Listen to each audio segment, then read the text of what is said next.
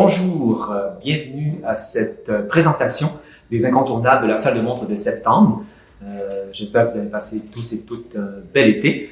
Il y a eu des très belles choses durant l'été, même si les salons étaient relativement petits.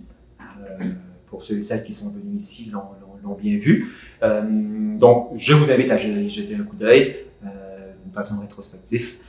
Donc, cette salle de montre de septembre, elle est raisonnable. Là encore, ce n'est pas la folie du côté adulte, mais quelques bons titres que j'ai sélectionnés pour les documentaires, les essais du côté adulte, grand public, on s'entend, et bien sûr, niveau scolaire. Mon premier, je dirais coup de cœur, que vous connaissez déjà, chez Duno, la collection à la plage. Je ne sais pas si on en a déjà parlé ici, je pense que oui. Là, ça tombe bien, il y a 4 d'un coup dans différents secteurs dans la salle. C'est la collection à la plage chez Duno, ça se veut grand public, scolaire, abordable. Donc, pour un professeur, une lecture d'étudiant au niveau secondaire, fin du secondaire, cégep, moi je trouve ça vraiment très très bien. Et ça va vous donner un aperçu. J'ai ici donc Hawking à la plage, l'univers dans un transat. Donc c'est toujours le sous-titre un peu rigolo. Donc Stephen Hawking, tout le monde le connaît, au niveau de l'astrophysique, les trous noirs et tout ça. Alors, la facture, bon, malheureusement, c'est pas vraiment illustré, mais les chapitres, les sous-chapitres, les sections sont quand même bien marquées d'une façon bien marquée, bien divisée, où on peut se retrouver très facilement, on peut plonger une lecture, j'allais dire, découpé dans le volume, donc on n'est pas encore une fois obligé de tout lire pour bien tout comprendre. Donc moi j'ai trouvé ça bien agréable. La typographie est assez plus grosse qu'à l'habitude, plus large, et puis voilà, c'est dans le fond l'esprit, la philosophie, l'œuvre entre guillemets de chaque auteur qui va être exposée d'une façon grand public. Donc vous avez Hawking ici. Vous avez Gisèle Halimi à la plage, la femme engagée dans un transat. Naturellement, Halimi, on la connaît, grande dame française, et je crois qu'elle est décédée il n'y a pas si longtemps, moi je ne fais pas d'erreur, qui a fait avancer le féminisme, mais tout simplement la femme en politique, en société, dans la vie culturelle et la place de la femme majeure. Donc, c'est très précis. Vous allez voir, si vous l'avez entre les mains, très précis, des dates, les moments, naturellement, comme avocate, les moments de ses plaidoiries pour faire avancer, créer les lois dont elle a été l'investigatrice, on s'entend. Donc, voilà. L'autre ici, en philo, vous avez Pascal à la plage. Moi, j'ai bien aimé. La sincérité dans un transat. Donc, là aussi, un très grand philosophe français. Très bien expliqué. Les grandes questions de Pascal, aussi bien philosophiques que théologiques, sont explicitées ici. Donc, on est en philo. Et en sciences, biologie, microbiologie, vous avez Pasteur à la plage. Le monde des microbes dans un transat.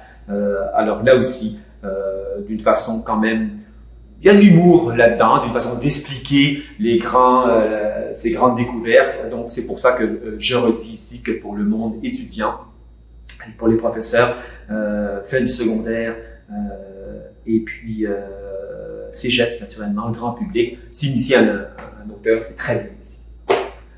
Quelque chose peut-être de plus également scolaire, donc je m'adresse toujours à cette clientèle des écoles secondaires, cégep, mais aussi le grand public. C'est une nouvelle édition mise à jour chez Erol. J'en parle parce que c'est assez rare de croiser quelque chose là-dessus. Le grand livre de l'Afrique, ici, histoire et société, culture et institutions, politique et sécurité, économie et développement. Donc, ça brosse vraiment un tableau large du continent africain. Et là encore, c'est une facture scolaire, on s'entend, là, mais très bien faite, avec des diagrammes. Là encore, je crois que c'est un incontournable de septembre pour un public qui veut se renseigner sur ce continent africain qui est en ébullition à tous les points de vue, et également prendre connaissance de son histoire ici. Quelque chose de très très bien en art, section musique. J'ai jamais vu ça aussi bien documenté. Percussion et la musique est née. Ici, il n'y a pas une erreur, mais ils ont omis les 2 points parce que dans le sous-titre à l'arrière, c'est percussion, 2 points, et la musique est née. Une histoire de percussion. Alors, c'est intéressant, aux éditions Fabre. C'est presque une analyse d'un point de vue ethnologique, ethnomusicologique, uniquement sur les percussions. La thèse de départ, naturellement, elle n'est pas si nouvelle, mais elle est vraiment exploitée à fond. C'est que le rythme, la percussion, percuter un objet, donc faire de la musique, des sons, des rythmes, est probablement le premier geste musical, entre guillemets, de l'humain, puisque ça ne requiert absolument aucun, au début en tout cas, aucun instrument, aucun artefact, aucun objet. On a simplement tapé du pied ou des mains ou sur son corps et le rythme est né. Donc ça, c'est déjà intéressant à la base, comme je dirais une explication source de la musique. Mais après, on rentre vraiment, donc là on s'adresse à des musiciens naturellement, des percussionnistes, à des professeurs de musique, d'art, de musique, parce que vous allez voir à la fin, si vous regardez simplement le table de matière de tous les objets de percussion, que ça soit du Tibet, de l'Afrique, de l'Orient extrême, le Moyen-Orient, en Occident, en Suisse. Vous avez 2 pages, 3 pages pleines, et je me suis amusé là vraiment à aller voir qu'est-ce que c'est. Naturellement, des noms que moi je connaissais absolument pas. Et à chaque fois, ce qui est bien, vraiment bien, vous avez une illustration de qu'est-ce que c'est, comment on peut retrouver cet instrument-là, alors que ce soit les bols tibétains, que ce soit des instruments de percussion pour appeler le bétail en Suisse au Moyen-Âge, vous allez avoir tout ça ici. Alors, c'est écrit également bien dans une bonne lecture. Étudiants, profs, c'est quelque chose d'incontournable en septembre là-dessus, parce qu'entre autres, c'est très rare et c'est très bien fait.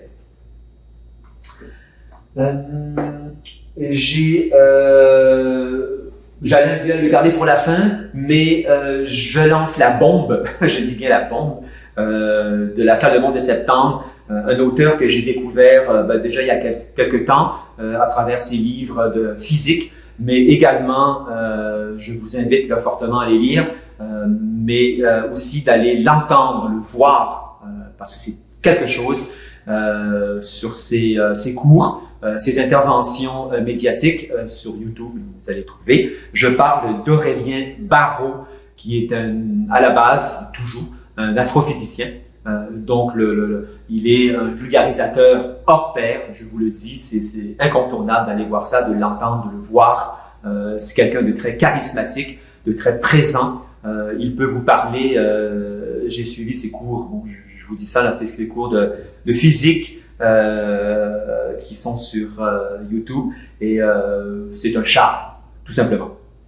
Et chose fascinante, très d'actualité, Aurélien Barraud est aussi a fait son cheval de bataille de l'écologie, mais au sens, je dirais, activiste au niveau de la pensée, ses gestes aussi, hein, mais c'est un éveilleur de conscience. Il faut l'entendre, il faut le lire, il faut le voir. Encore aujourd'hui, j'ai vu une intervention qu'il a faite au MEDEF en France cet été sur l'écologie, sur nos actions, notre position Et comme le titre ici l'indique, il faut une révolution politique, poétique et philosophique. Entretien avec Carole Guilbeault, Aurélien Barraud. Alors, je vous en parle, je sais que vous allez peut-être être arrêté sur le format, sur le format, l'aspect physique du livre. Ce n'est pas un livre, c'est broché. Ce sont les éditions Zulma, les Apuléennes, la collection. C'est vraiment bien. Il y en a un paquet. Et je crois que pour les étudiants, les profs, le grand public, c'est quelque chose que vous pouvez, là c'est des entretiens, que vous pouvez lire rapidement. Là. Je veux dire, un parcours de métro, d'autobus, vous êtes plongé là-dedans, vous l'avez fini. Et si vous allez voir la collection, ce sont toujours des textes clés, forts, coup de poing que j'appelle. Voilà, donc Aurélien Barraud sur l'écologie, c'est quelque chose qui va vous secouer de ces réflexions très pratico-pratiques, sans phare, sans hypocrisie, sans beau discours. Il faut l'entendre quand il parle des voitures électriques, par exemple, ou de toute nouvelle forme dont on est content d'énergie. En quelques phrases, il soulève la contradiction de tout ça, et c'est d'une clarté et toujours également d'un esprit scientifique. Donc ce n'est pas des opinions ou une école de pensée ou quoi que ce soit, c'est un scientifique qui remet les pendules à l'heure, et c'est très très serein, et vous allez voir, ça énergise la pensée. Donc ça, incontournable pour, je dirais même de l'année, ici, Aurélien Barraud. Quelque chose également que moi j'adore, donc c'est, je me fais plaisir en vous en parlant, mais c'est également quelque chose d'extraordinaire pour les grands lecteurs, ceux qui s'intéressent à l'Antiquité romaine, grecque romaine surtout. Je parle de Florence Dupont, Histoire littéraire de Rome, chez Armand Collin. Vous connaissez Armand Collin, je ne le présenterai pas. Excellente maison d'édition. Donc, vous avez des extraits ici de textes latins. C'est une exploration, un peu comme l'auteur le dit à l'arrière sur sa thèse. On a fait des histoires militaires de la Rome, des histoires, comme il enseigne ici, histoire militaire, politique. Elle en fait une histoire littéraire, mais en montrant comment Rome aurait pu rester grecque, puisqu'on parlait abondamment, mais comment le latin, donc elle va parler de l'origine qui est nébuleuse, apparemment, qui n'est pas l'origine du latin et pas nécessairement très claire de son apparition, mais comment une ville, Rome, va en faire une langue vivante et surtout une langue qui est devenue classique, on s'entend, hein, les études romaines, les études latines, mon Dieu, ça baignait l'Occident de ça, donc en philo, en lettres, en politique, en poésie, en rhétorique, ce qu'on appelle, c'est ça, l'histoire, la littérature latine. Alors ici, l'histoire littéraire de Rome, c'est ça. On va passer dans ces grandes origines, ces grands auteurs. On reste à Rome, mais c'est ça, c'est une nouvelle histoire, je dirais, très, très intéressante de découverte d'auteurs que moi j'ignorais vraiment complètement, avec des extraits, des analyses, replacées dans le contexte pour en faire une histoire ici linéaire de l'époque. Voilà, une histoire littéraire de Rome. Je dirais un ovni, comme on peut le dire dans le monde littéraire. Ici, encore une fois, dans le monde large, très large de l'écologie, mais au sens plus fondamental, plus philosophique, je dirais, une prise de conscience ici de notre place dans la nature, la terre, sur la terre, avec l'écosystème qu'elle représente.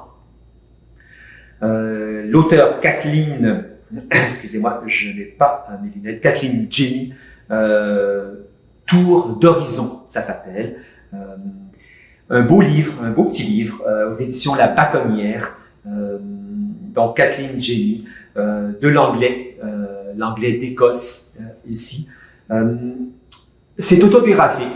On se promène, je crois qu'il a 14 chapitres, 14 promenades, entre guillemets, philosophiques, de son expérience, qu'elle visite une étable, une ferme, qu'elle visite une promenade dans les montagnes en Suisse, peu importe, mais c'est toujours un rapport à la terre, une réflexion très libre, libérée, j'allais dire, d'un carcan de l'étude strictement scientifique ou philosophique. Bon, c'est vraiment sa plume, ce n'est pas du roman, c'est beau, elle écrit très bien, c'est magnifique, très bien traduit. Et en même temps, cette liberté lui permet, on peut lire ça également comme un essai très libre de ses réflexions personnelles. Donc on plonge en même temps dans la tête de l'auteur, qui est une figure emblématique du mouvement. Et c'est ça, au gré de ses promenades, de ses réflexions, on plonge vraiment directement là-dedans. Elle nous met à sa place, et ce qui fait que on réfléchit, tout simplement. On réfléchit très bien, très bellement, devrais-je dire, à l'écologie ici. Voilà. Dernier livre que moi j'ai adoré, un auteur philosophique, mort il y a ces quelques années, que vous connaissez sûrement, Jacques Derrida. Penser, c'est dire non. Alors, j'en parle parce que c'est un des premiers. Derrida est très jeune lorsqu'il donne ce cours dans les années 60-61. Si je me trompe pas, c'est à la Sorbonne. Oui, à la Sorbonne. Donc, on sait bien que c'est le milieu culturel français qui commence à être en ébullition. Mais c'est aussi le début de la formation, entre guillemets, de la pensée de Jacques Derrida qui va s'en aller vers la déconstruction, qu'on voit déjà dans l'analyse de cette phrase du philosophe français Alain, qui va expliquer à sa façon, bien sûr, penser, c'est dire non. Alors, c'est un exercice tout à fait universitaire, très bien mené par Jacques Derrida. C'est une dissertation, d'ailleurs, on l'explique dans l'introduction, que c'était un travail qu'il avait donné à ses étudiants à l'époque, de commenter, de disserter sur cette phrase d'Alain. Penser, c'est dire non. Qu'est-ce que ça veut dire? Et voilà, c'est en soi, que ça soit de Derrida, on n'est pas, comme je vous dis, dans la déconstruction, donc n'ayez crainte, ce n'est pas le vocabulaire propre à cette école de pensée, si on veut, de Jacques Derrida, donc avec un certain vocabulaire propre à lui, on s'entend, dans l'analyse de texte ou ainsi de suite. Non, là, on est au début, on voit déjà les grandes lignes de pensée de Jacques Derrida, mais on reste quand même dans quelque chose de très, j'oserais dire scolaire, mais ça ne veut pas dire ennuyeux au sens scolaire. Donc c'est un exercice professoral, de dissertation, c'est beau, c'est bon, c'est à lire pour tout le monde, c'est très clair parce qu'il explique à des étudiants, donc forcément c'est très clair. C'est Jacques Derrida, donc c'est pas n'importe qui. Déjà à l'époque, c'était quelqu'un d'une formation philosophique absolument géniale, monstrueuse, de lecture de textes, d'auteurs classiques et tout.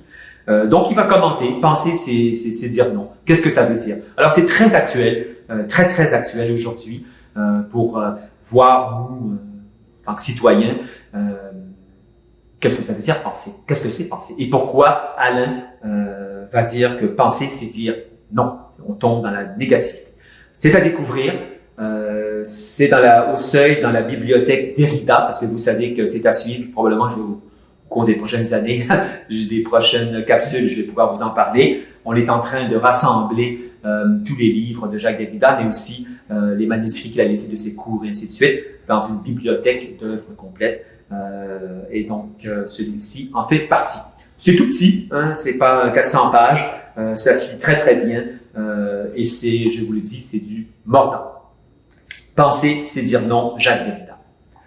Voilà, ça conclut pour ma part ces incontournables.